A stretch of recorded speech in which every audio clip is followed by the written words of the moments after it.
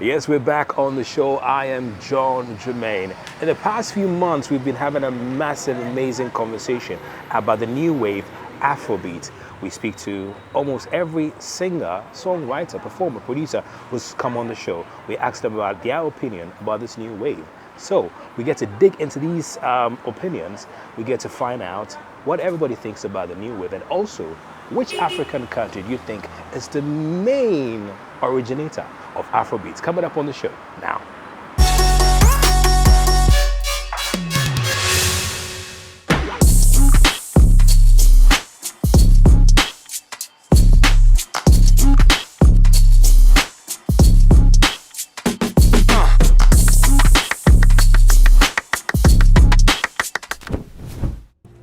I think Afrobeat is a potpourri of all West African music. Origination, because you cannot separate Nigerian music from Cameroon and Congolese music. But I remember what the Congolese music did to get us here. What those Francophone Papa Wemba and all those people, that rat-tat, scat-cat-tat. I remember what they, and then Ghana too, for our contribution towards high life and ka, which is another version of rat-tat, scat-cat, and what the Nigerians have done.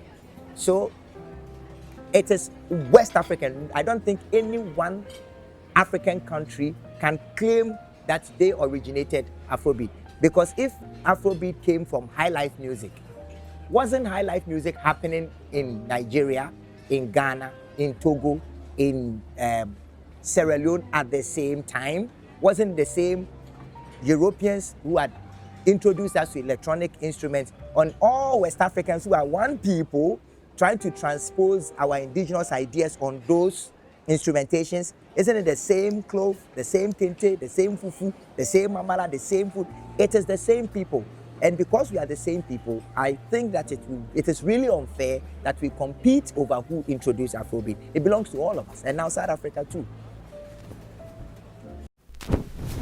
Eventually, we have to get to that place where all of us, East Africans, South Africans, Nigerians, Ghanaians, Senegalese, all come together and say, okay, everybody had a role to play in what the sound is, you know, because the histories speak for themselves. The high life, something bred something to get to where we are, true. you know, and That's the high true. life is there. Fela has done his thing also, but for me as a Ghanaian, I know categorically that high life music is like the predominant ingredient in birthing like Afrobeat, where it is No like doubt. you know the No doubt. guitars, Sorry. the groove, the conga, I know. So No doubt. Because I remember when Afrobeat started totally taking off. There were times that you hear a song from Nigeria and African countries. When it starts, you would think it's a Ghanaian song. like You know? those the history is there. Like I said, the history speaks for itself. And a lot of the time, the sound, you know, was taken.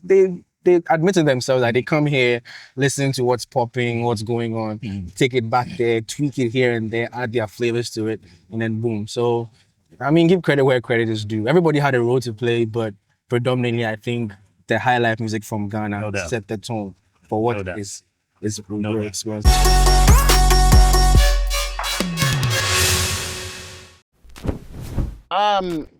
Afrobeat, in my mind, I mean, will always be the property of Nigerians. It's their music. Yeah. Reason? I mean, it's so obvious. The father of Afrobeat music is Fela. Fela? Okay. Yeah, and we Ghanaians have ours, which is high life music, which Fela himself acknowledged. There's so many other musicians, I mean, in the world who have acknowledged high life music. Paul Simon acknowledged high life music. He did. Richard Bona acknowledges high life music. He has a song called Ghana Blues. Yeah. Paul Simon actually sampled a Yapon sound. There you go. So we have our own music on the map already. It's up to us as a people to actually delve into it very well and make sure we drum it home more for it to become a world beat. Like the young chaps in Nigeria have been able to refine what Fela did into something, you know, which the whole world is feeding on. I'd say I'm not surprised because Fela put that kind of rhythm on the world map already. So for them to actually, his was a bit political and quite, you know, it had its own, I mean, whatever. But with a new generation turning it into dance music, turning into club music, turning into pop culture, I believe, I mean, yeah. What if I say Fela had his influences from his time in Ghana and took bits and pieces of Ghanaian music to become his Afropop, which doesn't allow him to be the single originator? What if I say when Afrobeat started, you would listen to the current Afrobeat when it started, you listen to a song from a Nigerian act, and it sounds like a Ghanaian high life song. Yeah. So does that still make them the single originators of Afrobeat?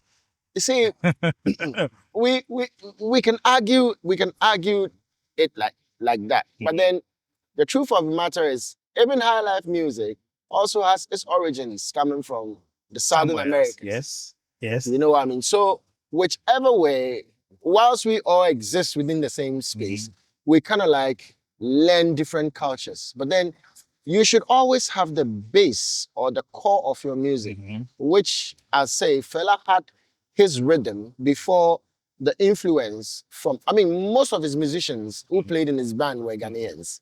So I'm not surprised that it has elements of high life and all of that in there. But then, I mean, notwithstanding, we cannot take it away from them. Afrobeat belongs to them.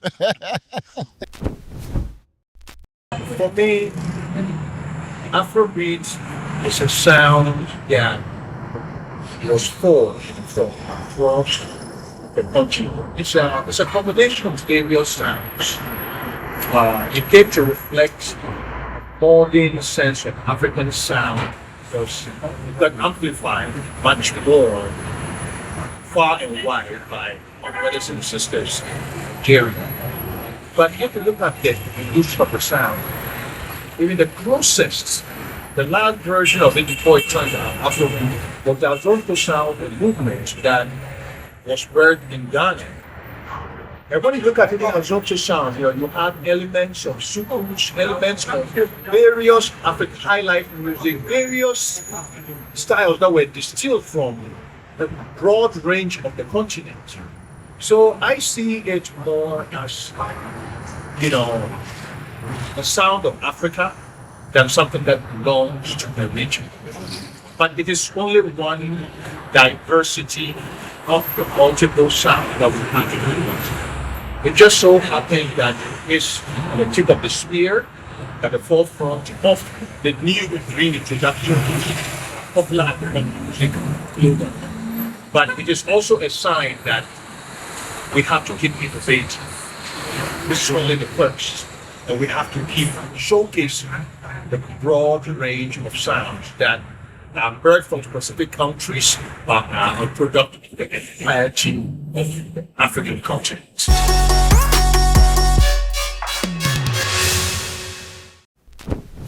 I know the conversation will continue, the discussion will surely continue. In your opinion, which African country do you think is the single originator of Afrobeat? We'll bring it back again.